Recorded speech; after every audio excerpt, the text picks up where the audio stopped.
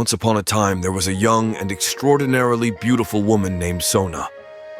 Despite her profession as a prostitute, her allure was so captivating that golden carriages of wealthy and powerful men were perpetually lined up at her mansion's entrance, waiting patiently for a moment of her time. Even the most prestigious rulers were not exempt from this wait. Sona had accumulated wealth beyond imagination. She could easily buy kingdoms if she wished. However, beneath her stunning exterior and the luxurious life she led, there was a deep-seated sorrow and a longing for something more meaningful. Sona's soul, as beautiful as her outward appearance, yearned for genuine love and connection. The townspeople, unaware of her inner turmoil, referred to her as Nagavali, which translates to the town's bride. It was a title that weighed heavily on her heart. One day, as she stood on her balcony, lost in thought, her eyes caught sight of a young Buddhist monk. He had nothing in his possession except for a simple begging bowl, yet he carried himself with an air of awareness and grace that was undeniable.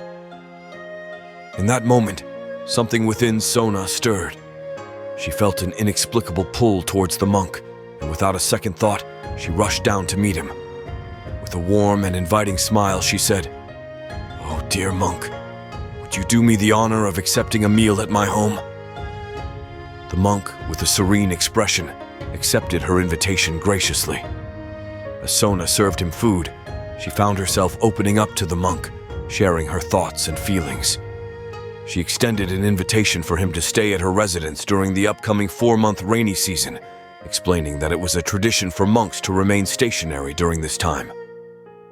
The young monk, touched by her kindness, promised to seek his master's guidance before making a decision.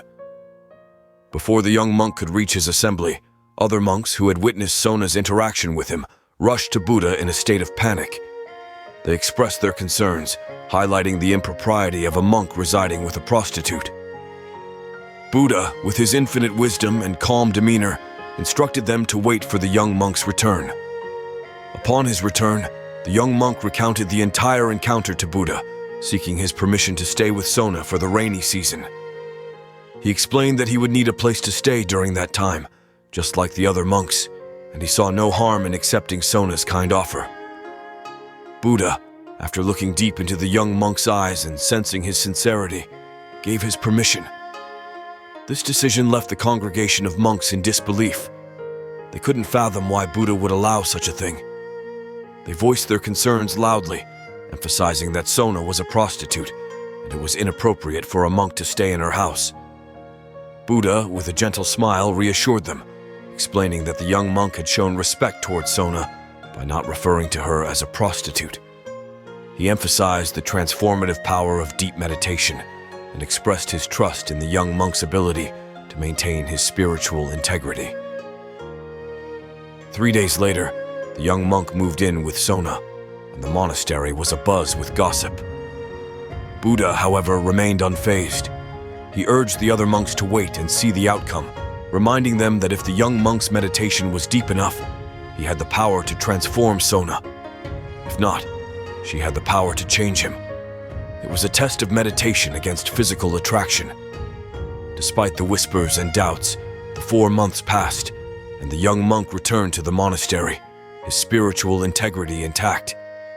Sona followed, her eyes filled with gratitude and respect for Buddha. She touched his feet in reverence and expressed her desire to donate her wealth to the monk's community. She explained that the young monk's presence and his unwavering awareness had opened her eyes to the true meaning of life. She had realized that real life was about knowing one's true self. Sona's transformation was complete.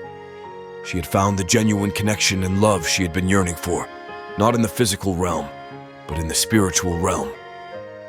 She later became one of the enlightened woman monks among Buddha's disciples, a testament to the transformative power of true awareness and meditation.